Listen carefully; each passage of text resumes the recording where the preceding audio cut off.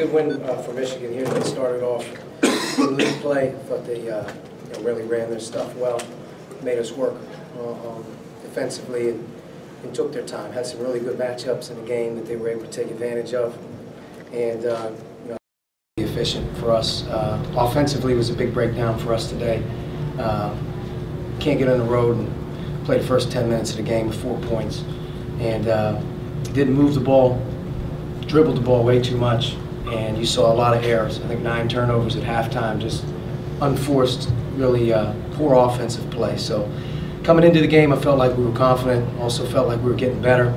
On the road, sometimes things feel a little bit funny. You have to be able to adjust and make some winning plays. And to our guys' credit, I think we had it to 5 or 7 there at one point in time in the second half, and then just had one terrible run that kind of got away from us. So we'll learn from it. Quick turnaround, Iowa at home on Monday. That's kind of what these 2 games in 3 days are going to do. It's going to not allow you to really dwell.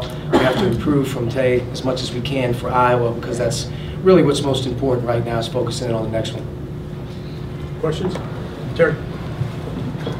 3-point shooting defense obviously kind of let you down early on.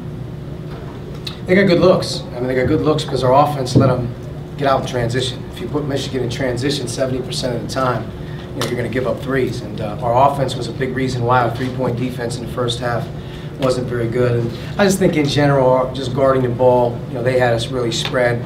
And they made the right passes. 16 assists to 10 turnovers.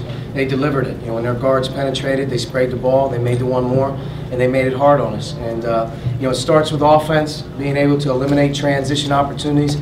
Then it comes back to half court guarding the ball and not getting beat one-on-one situations where you have to commit help. And Michigan's the ultimate, sort of team that really preys on those. Praise on that spacing, and they did a good job. I think they made 11 threes off 31 attempts in the game. And that's probably a big reason why. We only took 7. We were 2 for 7, so give them credit really winning that battle. We didn't get good looks. Zach? How disappointing was it after Duke, and how that's the thing. How efficient you were offensively? That's the thing, though. It's disappointing when you lose to Duke. We didn't win. We didn't beat Duke. I think I got to keep coming back to that point. Like, we lost the game to Duke. And if any of that, hey, it feels good stuff creeps into your locker room and your bus, then you come out here and you go like 0 for 8 on layups. You've got to be a focused team. You have to be possessed with getting better, and you have to really understand the reality of winning and losing. And playing to win is everything. Performing, production. It's every day, every game. It's not feel good because, hey, we played pretty hard against Duke, and we should have beat Duke. We didn't. But like that, and a good team at home in front of that crowd with 4 minutes to go in the game, 1-point lead, find a way to win that one. Then you can really feel good about it. But it didn't have anything to do with Duke. Coach, do you see this as a step back or no? This is the first Big Ten game in December on 1st. There's a lot of teams right now that play a conference game on December 1st on the road are going to lose. The key is really focusing on the next 48 hours because we're going to play Iowa at home, and that's an important game for our team. That's the most important thing we can do. Learn, get better, work, be ready, and have an unbelievable effort level for our home game and our Big Ten opportunity in December. With Juwan, we've kind of talked about his consistency so far. I mean, obviously today, how much does that kind of help? He was the one bright spot, I think, in the game. He really battled. He was on the boards, gave us 24 points and 8 rebounds, 32 minutes. He had to play a lot of minutes today. I think just because of the mismatches that their front court produced with Wagner and Robinson in the game, they really can spread you out. So we knew we were going to have to play that lineup a little bit, and he was the one guy. He really went to work, and he had an advantage size-wise in most cases, but he was aggressive. Coach, what did you feel the biggest issues were for you guys offensively that first 10 minutes or so? Wouldn't share the ball, over-dribbling, didn't read the defense properly at all, and then when we did have opportunities in and around the basket, we were just very soft. We had opportunities around the rim to make layups.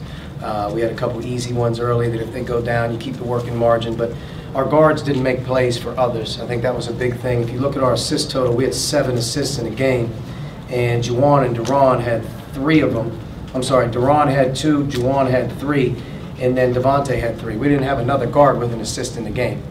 If you're playing guards and at this level, and you're setting ball screens, you're playing in transition, you got to have the ability to get somebody better. And I think early in the game, especially on the road, that's your thought process. Move the ball, share it, work it, and it'll make somebody better.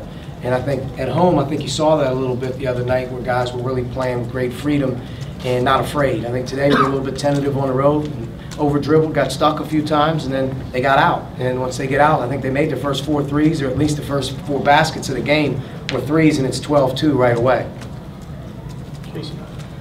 Coach, how'd you like Hartman's performance today? He battled back. You know, he's still really working through a sore body.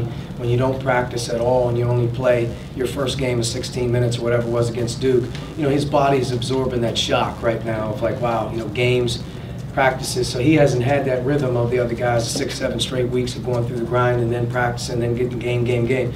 So I think we just have to be careful with him. I think today he did a decent job for us. Just looking at his minutes. He ended up playing, I think, 20 minutes. So, you know, he did a good job. He's a key important part of our deal. He didn't shoot the ball particularly well today, but I don't think anybody did. Hopefully we just keep him going. I think as he keeps getting through December, that'll be good, because if he can make it through December, his body will start to feel like a basketball player again rather than sore all the time. Mike. With some of these quick turnarounds we've seen, especially with Iowa coming up on Monday, how much do you guys kind of focus on yourself right now, maybe as opposed to really looking at, you know, Michigan or what Iowa's doing? It's tough, you know, it's really, really tough. You know, it's like playing in exempt tournaments where you play a game and you absorb with the emotional high or low of a win, and then you have to come right back down off it and figure out what's the next plan for a team that you know is very good and well coached. So you do have to focus in on what you're doing wrong. You have to be able to emphasize the things that didn't go well here tonight and the things that could have went well if we'd have played well, but you move on quickly and be better for it. We've had a lot of these quick turnarounds. I think the entire league going through it 2 games in 3 days, there's really no excuses. Everybody's got to deal with it, but a 1-day prep and travel for everybody is really hard. And I think the teams that are able to, you know, go 2-0 in this deal would be incredible start to your conference play. If you win your home games, that's an incredible statement, and if you find one on the road, what a great achievement in 2 games in 3 days. So it's a tough opening 2 that will be forgotten here in about a month, and then you'll come back to them late in the year and see who really in that early December cashed in on those 2 opportunities. George. Archie, how much are you still looking at different combinations in different situations? Oh, we are. I mean, I think part of it is who's playing well. You know, if somebody's playing well, you know, we're going to give them the rope to get in there and go, and if somebody's not playing well, you know, they can't just stay out there. And I thought today we didn't really have a great combination. We had a great combination, I think, at one time at the end of the half with McRoberts, Duran, and I think we had a crew there that really did okay. And then we had a great crew in the second half that trimmed it down. Juwan and Colin were a part of that one little run there. And then we just had some lineups out there that didn't do as well. You know, whether we gave up an 8-0 run, I think right after we cut it to 7. Maybe it was even cut to 5, I'm not sure, but we gave up an 8-0 run right in that run. That was pretty much a backbreaker. All right, last question. Jordan Poole's obviously only hit 9 shots all year. I mean, where did he even fall on the on the scouting report? Very talented player, obviously well regarded coming out of high school, can shoot the ball.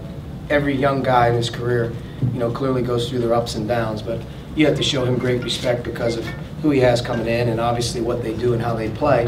But when you get good looks and a couple of them go in, man, it just feels like the weight of the world's off your shoulders. And I think you saw a young guy play with great confidence as he got going early. And for him to hit 5 threes in his first Big Ten game? Yeah, 5 threes in your first Big Ten game, that's unbelievable. But, you know, that's also really disappointing as well for a defense that's trying to improve. And I think he got some off of driving kicks, and I think he got some off of just some broken plays in transition. But for him to be able to stick those shots, that's a big statement for their team, and I know Coach Beilein's probably excited about that. Okay, Coach, thank you. Thank you.